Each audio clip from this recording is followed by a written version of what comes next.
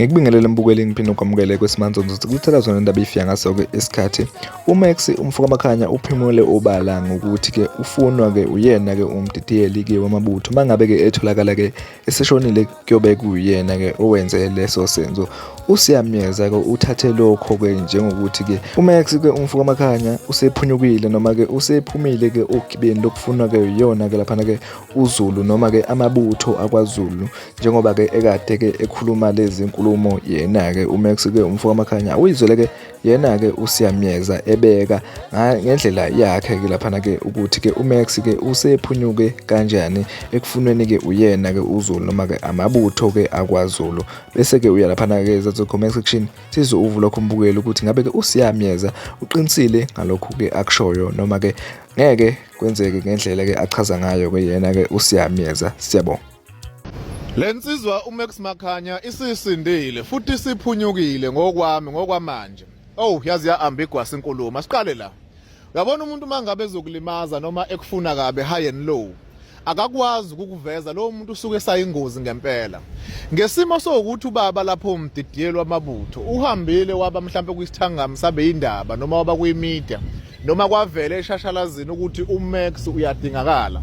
Khumbula uMax-ke ngalokho kuyena sekuyinhlanhla sekuyilakhi ngoba akasekho umuntu ozokwazi ukum-attack kalula ngoba yonke into izothatha ibheke le emumva. And asiphili kuyilentozana siphila ezweni eliphethwe umthetho noma eligavinwe uhulumeni. Lento lena isi-public interest. Nanoma ngathiwa into ehlela uMax abantu bazobuka istate ukuthi umthetho wona u-acte kanjani. Ubani the first suspect? Umuntu wakhuluma ukuthi sebelithumele ibutho elithile noma mhlambe insizwe ezukuthi eyisegoli noma eyisona lapho mekusahlala khona zimthathe zimbeke la. Shuthi manje lawo bantu labo sebenenselelo ukuthi kumele bakwenze bamgcine uMax ephephile lapha ekhona noma kuthiwa uphi lapho khona but kumele ukuthi aphephe ngoba yonke into iyobhangisa back ibuyele emuva kubaba omuholi mhlambe wamabutho. Ileyo nto ke leyo njengamanje esengaphefumulisa uMax noma ahamba khululeka. Uma uMax bekumele afese ikomidi eloqondisa kwegwegwe noma lokungayiphathi kahle kabahlali.